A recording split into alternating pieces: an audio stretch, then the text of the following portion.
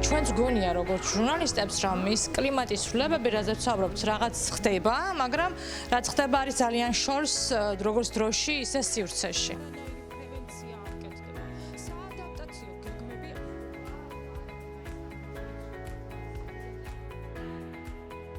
კლიმატი სადღაც სხვაგან იცვლება და ამიტომ არ ვაქცევთ ყურადღებას, როცა ჩვენზე ეზოს მოადგება, აი მაშინ უკვე იწყება რეპორტაჟების მომზადება და ეს არის ყველაზე ცუდი.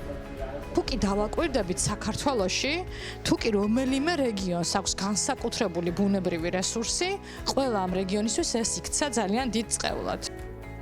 არა გვაქვს არც ერთი რეგიონი ქვეყანაში, სადაც ბუნებრივი რესურსების გამოყენებით ადგილობრივი მოქალაქის კეთილდღეობა დადგა. როცა გიკავშირდებია ტელეფონით და გეუბნებია რომ აქცია არის ერთ-ერთი ხესიმშენებლობის ტერიტორიაზე, ვერ მიდიხარ, იმიტომ ვერ მიდიხარ რომ აღარ არის უკვე ის ფინანსები. არ ემსახურება მიზანს ის პროექტები, რომელზეც ჩვენ ახლა ვსაუბრობთ. არ ემსახურება მიზანს ეს განხილვები ახლა თქვენ როგორ წარმოგიდგენიათ, როდესაც კუნძული შენდებოდა ბათუმში, ვინმე აუხსნიდა მაგალითად სოფელ ჟონეთის მოსახლეობას იმას, რა ზიანი შეიძლება მიიღოს იმერეთმა ბათუმის კუნძული. რას აკეთებს ხელისუფლება და ხელისუფლებას რა როლი აქვს?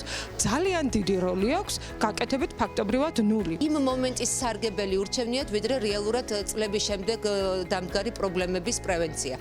ბათუმში აღარ გვაქვს სხვა ხმელეთი და მთა, ასე რომ ვთქვათ, ყველაფერს შეეხო ეკოლოგია და ეკოლოგიური კატასტროფა თითქმის მიღება რო ხდება მის ინფრასტრუქტურული პროექტების, მაშინაც ვინ ექსპერტიზა ისეთი არის, რომ მერე იშლება ყველაფერი ნადგურდება, მაგრამ იმას ჩაბარებული აქვს და იქ კიდე რაღაცა ის ფარული სამუშაოების აქტები და რაღაცები მოკლედ ჯორს არის. ამ დროს ისე მიიღება ეს გარემოს დაცვითი გადაწყვეტილება, რომ არ იცავს ამ გარემოს, ხო?